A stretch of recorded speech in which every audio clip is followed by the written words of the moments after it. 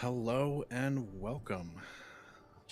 You're watching Adam Answers Anything. I'm Adam, and I answer anything, not because I know everything, but because I love wrestling with difficult questions and I love alliteration, which is why I titled the show Adam Answers Absolutely Anything at All. So thanks for joining us today, or I guess me. I shouldn't say us because that might not be healthy for me. But thanks for joining me today. Super excited to be wrestling with today's question. If you weren't with us last time, 2 days ago, we tackled the question of how do you wrestle with and respond to embarrassment. And it was a great conversation. Well, I guess it was a great question to answer and to wrestle with. Hello, good to see you. Good to well, I guess not see you, but good for you to be joining today. I'm super excited. It was a good question, and if you missed it, I'd love to hear your thoughts on it. If you have a chance to kind of listen to how I broke down embarrassment and dealt with the many aspects of it. Today's question is, I think the word's a little more specific, detailed, niched, dense. I think that might be it. You know, if I were to ask a question, what happens when you die? That's a very broad question. It's a very open-ended question. But if I ask the question, how many levels of hell is there in Dante's Inferno? Well, that's a very specific question about the afterlife, or about literature at least. Today's question is a little specific, I think I could say, while at the same time sort of being broad. And I'm super excited to dive right into it today. Today's question is mainstream culture dead? Now that's kind of a loaded question, kind of a broad question, kind of a specific question, kind of all the above. I forgot where I stumbled upon this question, but I really loved the idea because the question of is mainstream culture dead connects well with other ideas that I've been having and wrestling with and working with, and some of those ideas that I've actually talked about in some of my YouTube videos. So I thought this would be a really good question to kind of not just answer, but also to bring up those other concepts that I've been wrestling with and dealing through as well.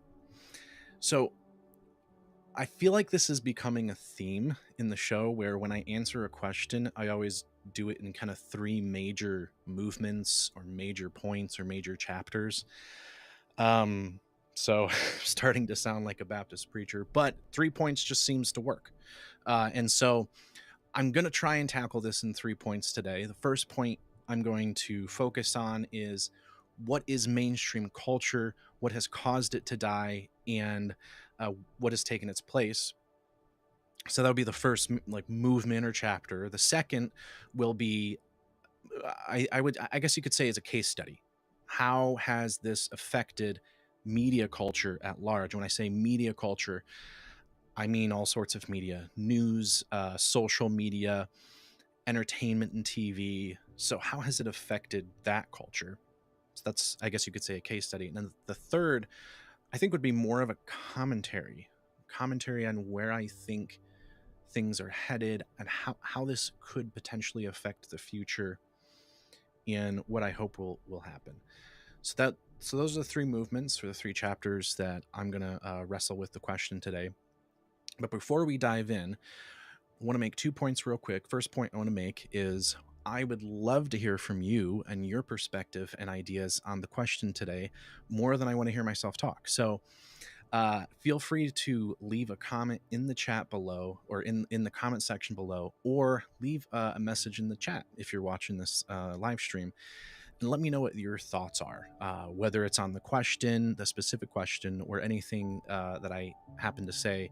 I would love to hear your perspective, and I would also love to showcase your perspective in a future episode and share it with others as well. The second point is, if you want to ask a question, again, anything, that's just that direction, feel free to scan the QR code up in the corner. If you scan the QR code, it's going to bring you to a form.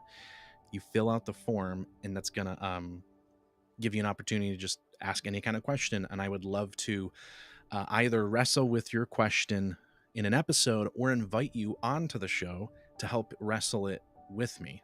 So I would love the opportunity to do that. So, again, number one, I would love to hear your thoughts on today's question. And number two, if you have a question, feel free to scan that code and enter it. So, jumping right into today's question, I think I forgot the music was still going. Let me just lower that there. Um, what is mainstream culture? So, I think when we talk about mainstream, I would assume that most, if not all people, have a vague or general idea of what is meant by mainstream. But I think maybe it might be good for us just to kind of vaguely define it here so that moving forward there's no equivocation on what it is that we're talking about. But I would say that mainstream culture is the broad beliefs, practices, rituals or rites, and identities of a large group of people, right? So we could say there's American culture. We could say that there is mainstream Japanese culture, mainstream German culture. There is a culture that is pervasive amongst all people, or at least most of the people of a given people group, wherever that people group might be. And so that's what I would say very, very broadly defines mainstream culture. Uh, some things that I could say, language is something that could be an aspect of mainstream culture. Um, Beliefs could be an aspect of mainstream culture. Actions, like rituals and rites. So I don't know an example off the top of my head, but just things that people do and are considered culturally normal to do. Like in America, you have a European Western style wedding. Well, that's just the mainstream cultural, that's just how most people do weddings in the culture, even though it's not exclusive, obviously. Um, and so that's kind of how I broadly define it. In our scenario for today, you could define mainstream culture as the thing that the majority of people are paying attention to. And that will make more sense as we get into number two for today. But mainstream culture is the thing that most people and the majority of people are paying attention to.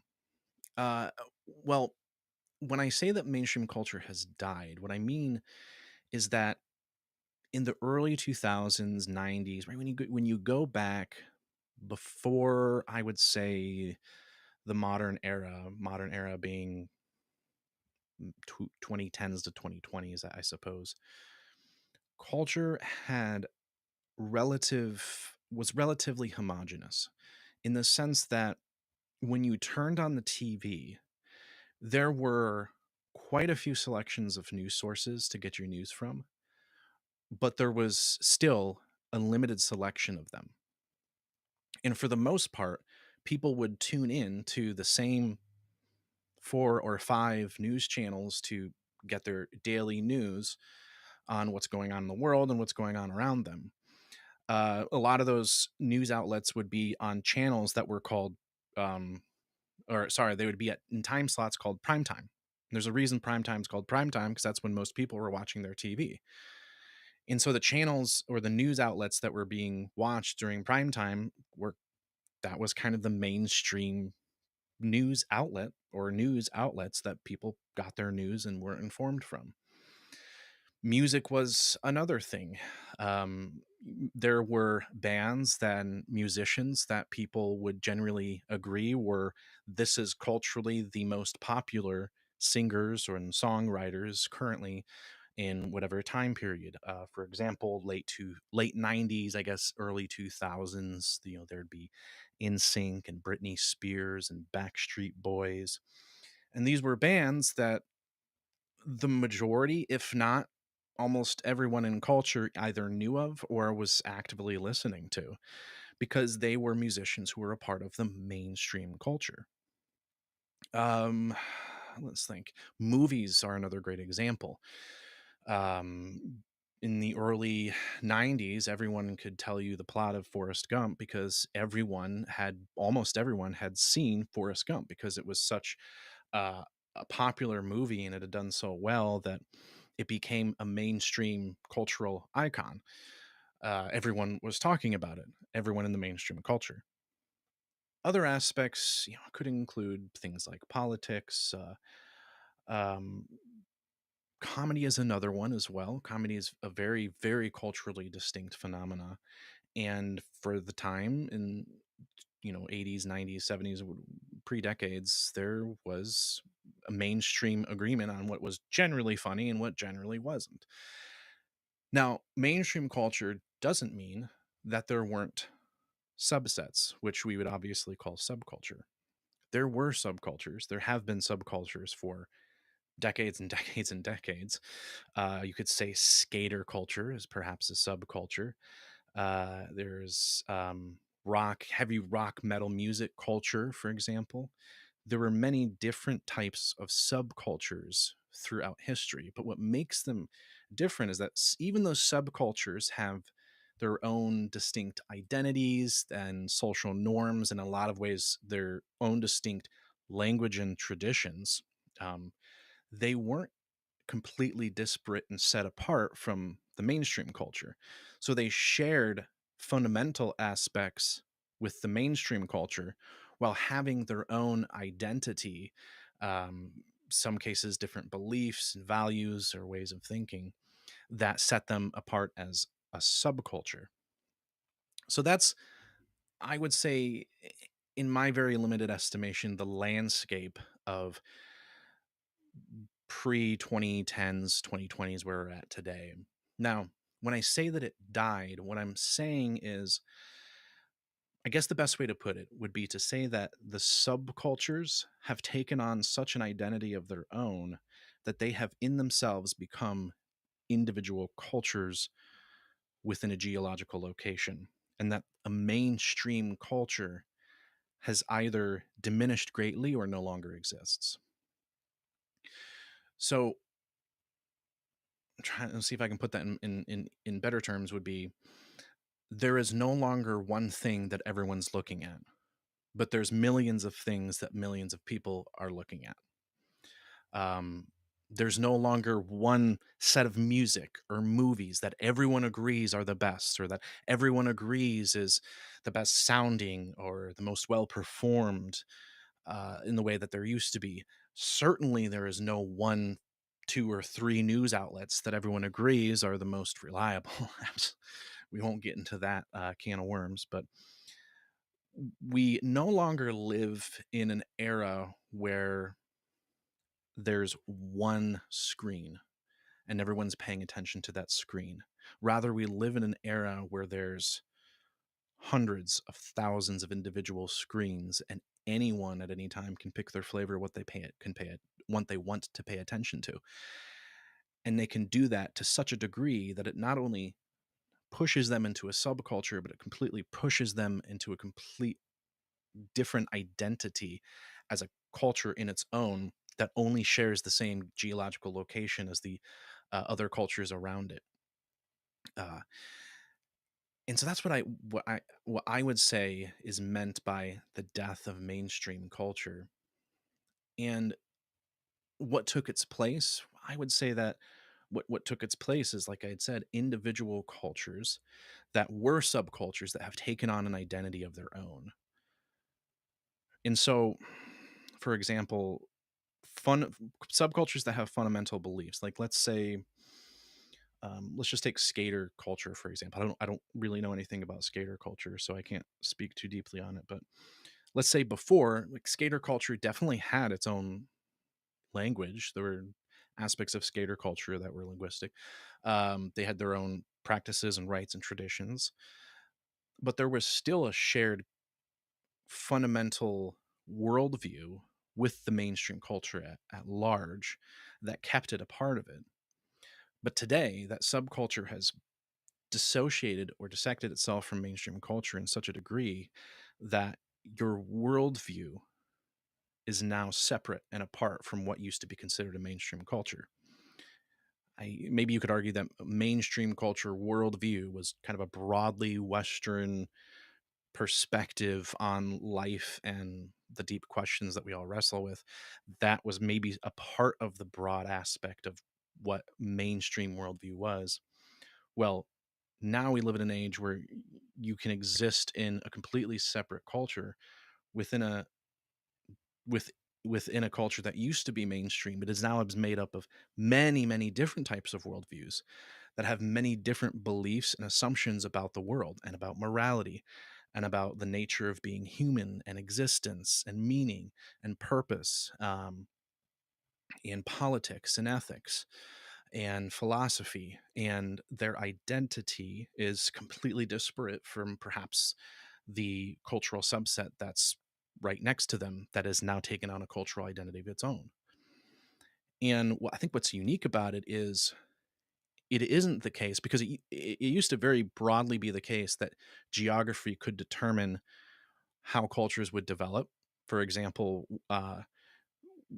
when the United States became more than just the East Coast and it became also the West, the um, Rocky Mountain Range is a pretty big delineating mark between East and West. And because it was such a big geographical separating point, the West took on a cultural distinction of its own that was apart from the East Coast. East Coast being very historically colonial as far as culture is concerned. West being very, how would you describe it? Cowboy culture, very outlaw Western kind of culture. You get what I'm talking about. And a lot of that had to do with geography. Not all of it, of course, but a lot of it did. But today, it doesn't have to do with geography, not physical geography, but digital geography. Where we spend our time in the digital space is what separates us into separate cultural categories, regardless of where we live in physical geography. So, my neighbor can be a part of a completely different ideological culture than I am, even though we live right next to each other. We don't have to live on the East or West Coast anymore. You just have to live in separate parts of the digital world. I think that's what's really unique about where we find ourselves today. But it presents problems, I would say, um, the death of a mainstream culture. And that's kind of going to bring us into our second point, which is how has this affected media culture at large?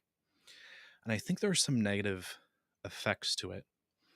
And let's see, I think I'll divide this into into three, lots of threes. I'll divide this into three as well. The first negative effect is, I think, perhaps the most obvious. If you have been, I guess, awake at any point in the post 2020 time, you would recognize very easily that our culture has become more and more and more divided. And I think that one of the negative side effects is, I guess I'll use the word tribalization. I don't think that's a word, but what happens when you have subcultures that have done away with mainstream cultural values that united all people despite the diverse backgrounds that they came from is you have a completely new subset of very deep philosophical, ethical, moral, religious presumptions about the world, about humanity, about the way things should be and what people should be doing. And the deeper that those beliefs become and the deeper that they are, the more you're going to butt heads with other people who come from cultural beliefs that are wildly different than your own. And we got a question here. I want to see this. Okay. Question here. Pause. One thing I believe could also be tearing down mainstream culture is social media. Absolutely. It creates echo chambers. Absolutely. That separate you from the mainstream, puts you in a bubble of like-minded people. Absolutely. Absolutely. And that's the point we're talking about right here is um, the more those beliefs become entrenched, the way that you see the world, It affects the way that you see other people, the way that you think other people should act, what you think they should believe in, what you think their beliefs are about you. It affects absolutely everything about how you see the world. A worldview is like the glasses that I wear. If I take off my glasses, I can't see the world super well. But when I put on my glasses, the entire world is filtered through these lenses, and that's like what a worldview is. That it filters all the raw data from the world. It just filters it and puts it right into your eyes, and you see what's filtered through it, and you don't see anything else. And that can be a dangerous place to be when we become so allegiant and so aligned with this specific cultural perspective that we find ourselves in. And so what happens is you have these bubbles surfacing that aren't united by any common good or common ground or common culture. They're not united by any of those things, and they take on identities of their own.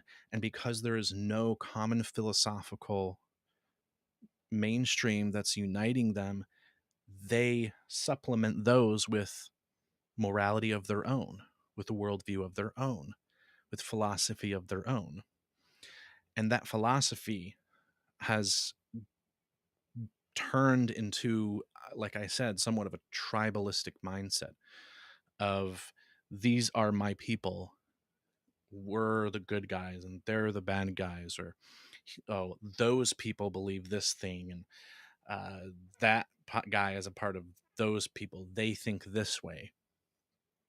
And that kind of language and that kind of divisiveness has, I would say, really only grown since 2020. And it started well before 2020, but it's grown exponentially. I think that's a dangerous byproduct of a culture that's no longer vaguely united behind certain specific mainstream principles. And like you had said, it creates echo chambers, and those echo chambers simply reiterate back to you what you already believe and what you want to hear. And so you're not hearing or being challenged by things that you might not necessarily agree with. Whereas before, if there's a mainstream culture, if you have television, you turn on TV, there's only a certain number of channels that you can be watching.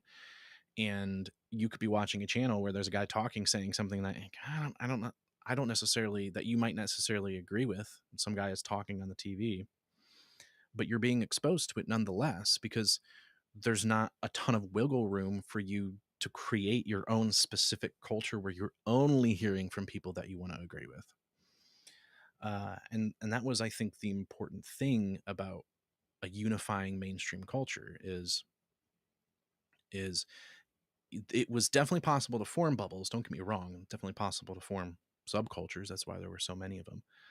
Uh, but it wasn't as common for there to be these echo chambers in practice that created these extremely divisive and extremely separate identities. So one way that this has affected, another way I should say, so this would be point number two. Another way that this has affected mainstream, or that this has affected media culture, is, how should I put this? Everyone's talking, but very few people are listening anymore. What I mean by that is, let's take this. When I talk about YouTube, because I mostly have experience with YouTube, I don't have experience with a lot of social media platforms, but this does apply to every social media platform, not just YouTube. An interesting thing, because I did a little bit of research before I started the episode today. I wanted to see how many people were users of YouTube back in like the early 2010s, mid 2010s, and how many people are users today, as well as how many active channels, so channels that were posting at least once a month, how many active channels were there back then, how many are today. And I wanted to see, if you divide the number of users by the number of active channels, that will tell you roughly how many channels per active, or sorry, how many users per active channel you would have, if that makes any sense.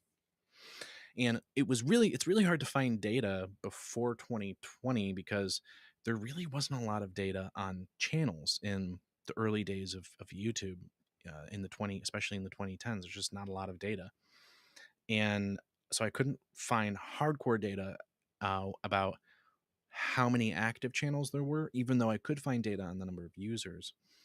I was able to find the most accurate number I was able to find was in 2019. So I was able to find data for the number of active channels on YouTube in 2019 and the number of users on YouTube in 2019, and the same data for 2025. And when you do the math, it comes out that in 2019, any given active channel could have 53 users. So what I mean by that is if you take the total number of users and divide it by the total number of active channels, that'll give you the number of users per active channel. In 2019, it was 53. In 2025, it's 24. What I mean by that is this. What I mean by all those numbers is this. The number, or I should say the probability, the likelihood of you garnering attention and engagement is theoretically halved since 2019, because it means that there's more, that there's not just more people watching YouTube, there's not just more users, but it means that the number of active channels of people trying to become content creators is outpacing the growth of users. All that might be confusing. I apologize. But the reason I say that is because in mainstream culture, you had like tons of people who really wanted to make it. If you asked anyone on the street, hey, like if you could easily become a famous musician or a famous actor or actress, would you want to do it?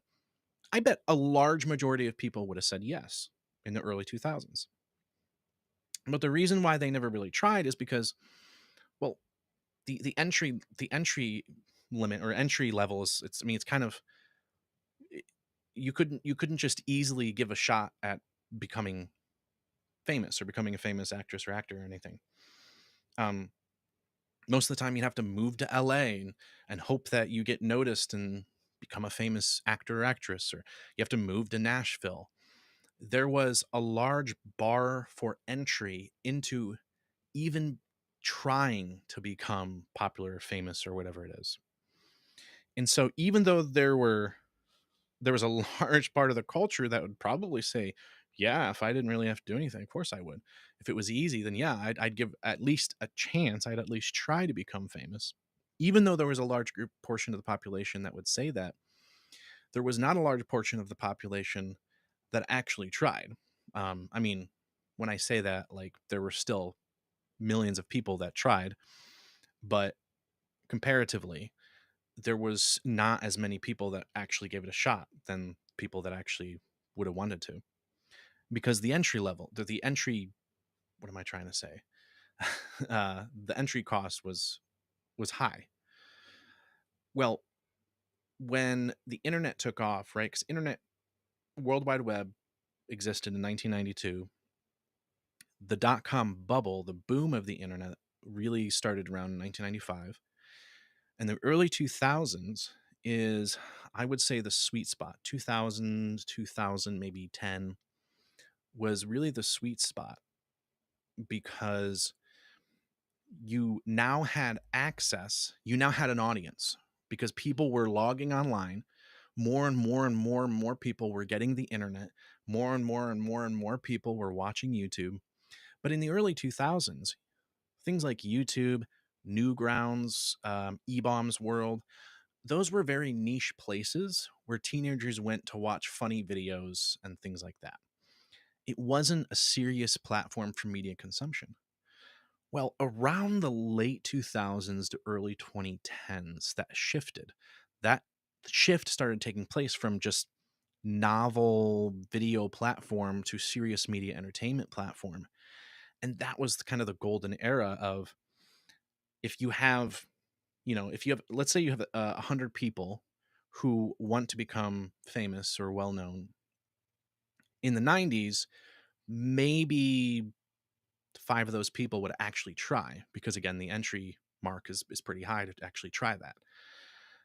But now that you have YouTube becoming a serious platform for media consumption, now like 50 of those people would be willing to say, "Oh, I'm going to actually give it a shot," because it's the the amount that I have to put in to actually try to become this thing isn't as much as it used to be. I don't have to move to Los Angeles, or I don't have to move to Nashville anymore. And so now you have 50% of those 100 people as opposed to like 5% of those 100 people. Well, that was the late 2000s, early 2010s was such a golden era, because there was low, because anyone could become a YouTuber, but it hadn't reached that 50% mark. Maybe it was at 20%, maybe it was at 30%, but it hadn't quite exploded to such a degree where everyone realized, oh, anyone could become famous and anyone could become an influencer. And so everyone wanted to do it. That happened in the late 2010s. That's when it really started to explode. And suddenly everyone realized that they could give being a content creator and an influencer a shot. And so now, out of that 100 people that want to be famous, now suddenly 80-90% of them are giving it a shot. And the reason that creates tension is this: because now, for someone who is an inspiring creative, right, it's difficult, and it always was difficult, to actually become a successfully influential person, whether, acting or music or whatever it is. It's always been very difficult. But now the level of difficulty that it would have taken in the 90s has caught up to us today in the 2020s. But that difficulty looks different. What I mean by is this. Today, sorry, what I mean by is this. In the 90s, in order to really make it, you would have had to move to Los Angeles or Nashville, which is a big bar to try and achieve. And then you would have had to hope that someone would notice you, and you would have to be relentless, spend lots of money, live in your van, something like that. There's a pretty high bar. Well, that bar went low, low, low, low, low, as social media platforms like YouTube and Instagram and TikTok really, really became famous and popular. But now it's gone up again. And it's gone up again because, as the numbers show, the likelihood of you getting the attention of enough people to actually create engagement has gone down, down, down, down. As every millennial, and as most millennials and every Gen Z wants to be a content creator, wants to be an influencer, wants to do something that people watch. They want people's attention. And the more that people want people's attention, the less attention there is to actually have. And the death of mainstream has created a culture in which I no longer have the opportunity to easily get 100 people's attention. Maybe it's only 5 people's attention. And so now it's just as hard to become that kind of like famous influencer, creator, whatever, as it was in the 90s, but for different reasons. And so, wait, okay, yeah. Okay, so today, the death of mainstream culture has turned those subcultures into cultures. So, for example, if there's 100 people, and let's say someone makes a YouTube channel about metal detecting. So let's say someone wants to become a metal detector. Well, in the golden age of social media culture, YouTube, in the golden age, late 2000s, early 2010s especially, that person would have a broader audience. Let's say that YouTube channel about metal detecting, there's 100 people. He would for sure get 20 of those people, because 20 of those people do metal detecting on a weekly basis. So they're going to watch his content. But also he's going to get exposure to, well, the rest of the people, the 80 of the 80 other people, and maybe 10 of those people are going to be interested because they're like, oh, I've never heard of metal detecting, so I'm going to watch his videos. So now he's got 30 people, And then maybe another 10 of those people are like, oh, yeah, I went metal detecting once in my life. I'm interested. They get back into the hobby again. Gets another 10 people. So he's got 40 people. And then maybe another 10 of those people are like, oh, yeah, like, I used to do this. I do this, but I want to start doing it more. And so he gets another 10 people. Or maybe it's just the people that are like, oh, I just need something to watch while I'm eating lunch. And here's a guy who metal detects, and it's, you know, ASMR as he just goes metal detecting and doesn't say anything. And he gets another 10 people. So this guy's got 50 people watching his content, and only 20 of them were like avid metal detectors to begin with. That was the heyday. But now, as mainstream kind of monoculture has died and isolated bubbles of culture have taken its place, YouTube has become more niched. Media platforms have become more niched, more and more and more niched. In news media, it's become more left, or it's become more right, or it's tried to become more centered, whatever platform you use. And in YouTube specifically, there's a niche for everything. I mean, there's so many niches that it's practically incalculable. Are you looking for a niche about a guy who plays with electric trains? You got him. Are you looking for a niche about a guy who likes repairing technology from the 1980s? You got him. Do you want to watch YouTube videos about a guy who builds his own fireworks? You got him. There's a niche about everything. But one of the struggles that presents is, let's take that same 100 people and let's take that same channel about metal detecting. Well, suddenly, the guy who has a channel about metal detecting is only reaching the 20 people who already love metal detecting. Because the algorithms, I don't know exactly how the YouTube algorithm works, so I can't really speak to that, but this is just kind of my presumption.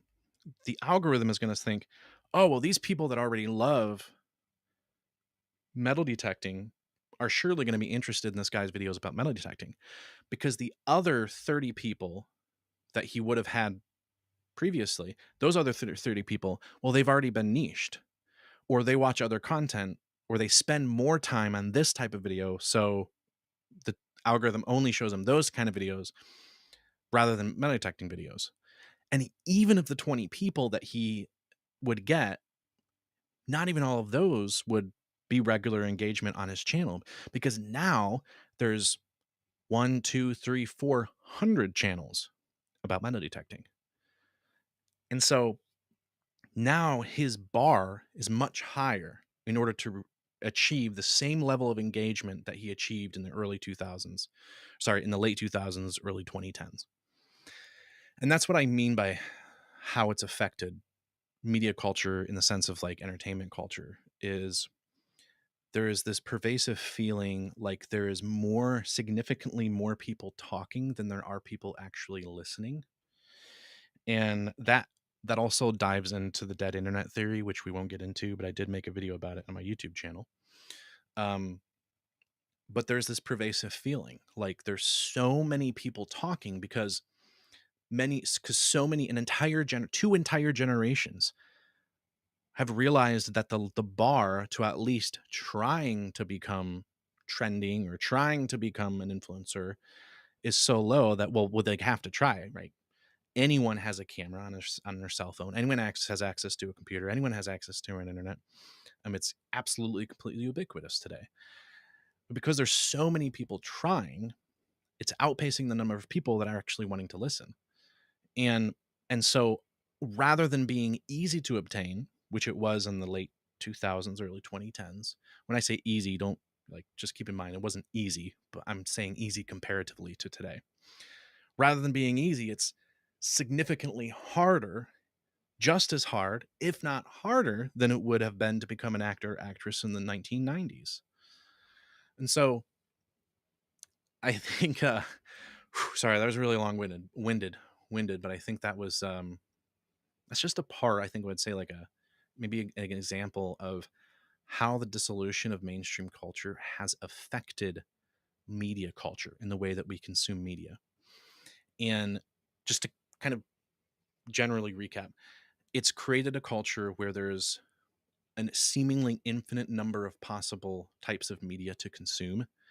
And when we've selected media that we want to consume, we're put into this bubble and into this niche where we only consume certain types of culture or content, and it's very rare for us to be challenged with any different types of beliefs or content or any culture, for that example, because without the mainstream culture that everyone is kind of looking towards, we can easily form these bubbles where everything that we already believe, already think, feel exists, and we don't really have to go outside that bubble. That applies to politics, ethics, that applies to the entertainment media that we consume as well. And so I think the third, I guess, chapter, the third major point here is, how does this affect our future? And I think there's two possible ways that this can affect our future. In the video I made, AI and the Great Unplug, one of the things I talked about was how I have hope that AI is going to exacerbate the social media situation so much. It's going to just exponentially drive it forward so much that we are going to very quickly see how our hyper connected digital world is destroying us. How these not no longer sub, but these cultural bubbles that we have created in our digital lives are destroying us, and that they're partially the reason why we hate each other, why we can't have conversations without rage quitting, why we can't have honest and open dialogue and be okay with disagreement with one another anymore. I hope that is true. I still hope it is true. I mean, I think I made that video a year ago, actually over a year ago. I still think that there's potential for that.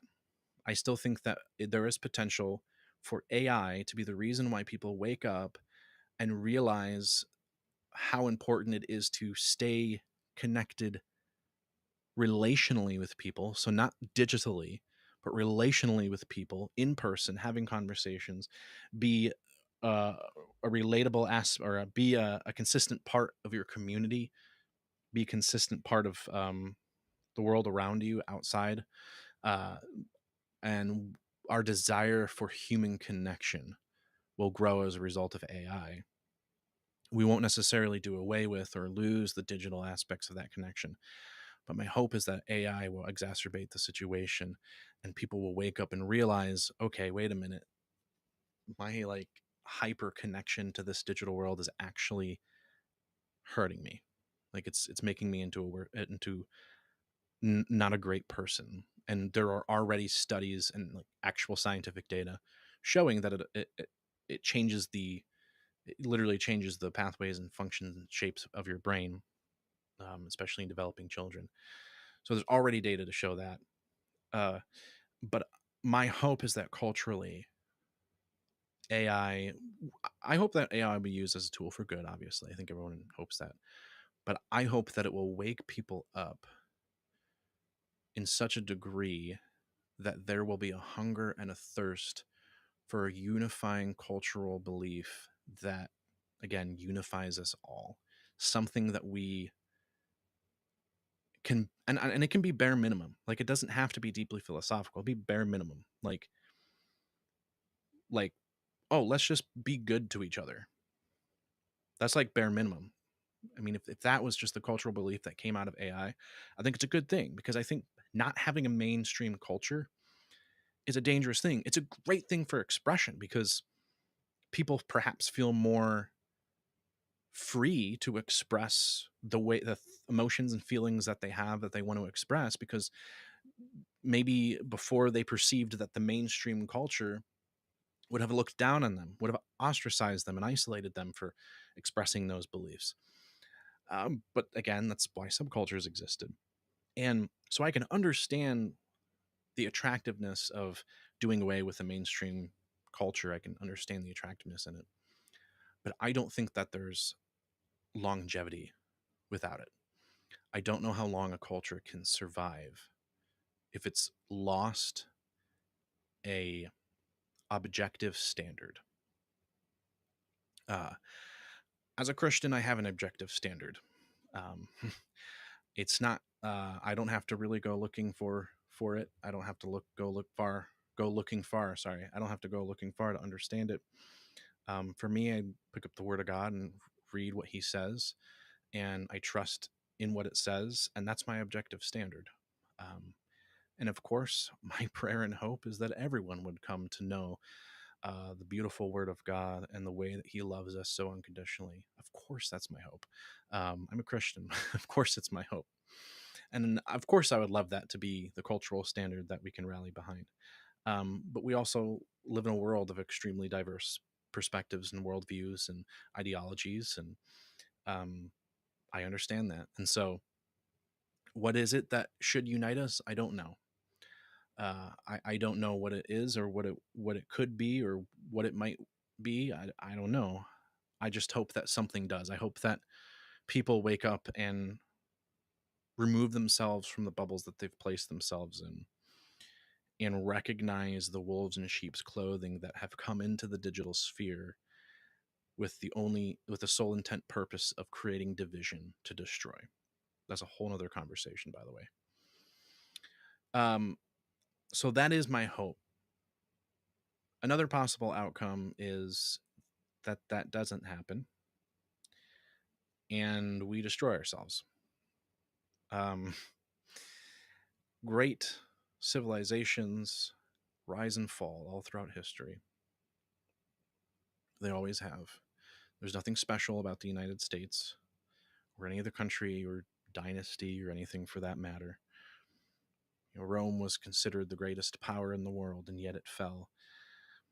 And I think that's a possible conclusion to where we find ourselves if nothing changes about the way we think about the world and the way we think about each other. And so maybe to leave on a higher note, because that's kind of a depressing note to leave on, but maybe to leave on a higher note, I am very optimistic. Not just because I'm naturally an optimist, but because I'm very optimistic because of what I see currently the people talking about, what I see people talking about on social media, what I see them talking about on LinkedIn, for example, and Facebook and YouTube, wherever it is. I see a conversation where people are really starting to think through the implications of AI. They're starting to think through of the healthiness, whether or not it's healthy, of the content that we consume on a regular basis. And another positive I think that you could look at as a result of losing mainstream culture is as the bar continues to raise back up again for how hard it is to just try to become an influencer or a YouTuber or a content creator, whatever that is. I think that it is eventually going to filter out a lot of the people who just want a quick grab. And I think people are waking up to those channels. Like people are waking up to AI slop and they're recognizing that there is a lot, like thousands of channels that literally only exist just to like force engagement, just because they want to force engagement, force the algorithm and make a quick buck or whatever it is. And I think that one of the good aspects of the bar continually raising is we're recognizing those channels and we're recognizing people like that. And people are starting to want genuine content again, honest content. And that's why channels like, I forgot the name, Sam Solik, I think that's his name. That's why channels like his are popular when all it is just him with a cell phone recording his life, because people are starting to hunger and thirst for human connection again. And they're realizing how much fake, scam, unreal, slop content that we have become so used to consuming. So that's my perspective, and I could probably talk for another hour, but I won't. I would be interested to hear what you have to say. So feel free to leave a comment down below. about your perspective on mainstream culture. And perhaps you disagree. Perhaps you don't think that mainstream culture has died. Perhaps you think that instead it's just transformed into something different. I would love to hear that perspective. As always, I want to thank everyone for joining me today, and I'm super excited for our next episode. Hope you guys have a wonderful Wednesday, and I'll catch you guys very soon. Later.